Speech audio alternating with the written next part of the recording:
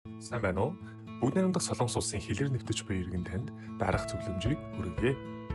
Монгол улсаас бүгд найрамдах Солонгос улсад суугаа элчин сайдын яамны Шуурхай хотоос дэг 10 95 95 34 болон Суурин утас дэг 2 798 1950.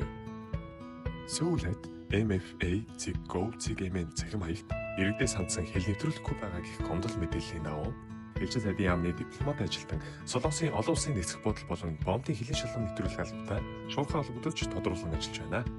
Иргэн та өөрөө элчин сайдын яамд мэдээлэл ирүүлсэн тохиолдолд суугаа улсын холбогдох хуулийн дагуу эрхээ хэрхэн хамгаалуулах тухай зөвлөгөө өгч шаардлагатай тохиолдолд элчин сайдын яамнаас тус албанд өөрчлөн бичгээр хүсэлт гаргаж албанаас зөвшөөрсөн тохиолдолд хэлийн хяналтын бүсдэх хүлээлгийн өрөөнд байрлаж буй иргэнтэй зөвхөн уулзч бол.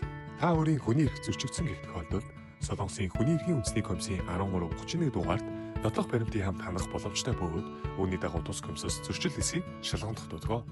Солонгосын хуулийн дагуу элчин сайдын яамнаас аливаа нэг иргэнийг хил нэвтрүүлэх асуудлаар хилийн шалган нэвтрүүлэх албанд хүсэлт гаргах шаардах боломжгүй ба хилийн хяналтын бүсэд зөвшөөрлөггүйгээр нэвтрэх хяналт шалгалтын үйл ажиллагаанд хөндлөнгөөс оролцох боломжгүй байдаг. Солонгосын хилийн шалган нэвтрүүлэх албан нь тухайн иргэнийг хил нэвтрүүлэхээс татгалзсан шийдвэр гаргасан бол суугаа улсын хүний мэдээллийг хамгаалах тухай хуулийн дагуу иргэний зохих мэдээллийг элчин сайдын яам болон 3 дахь шитгэдэд мэдээлэх боломжгүй байдаг.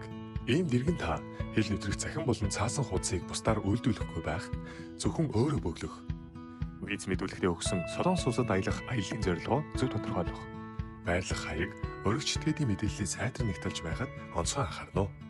Монгол улсын иргэн таныг гадаад улсад хариуцлагатай аялахыг уриалж байна.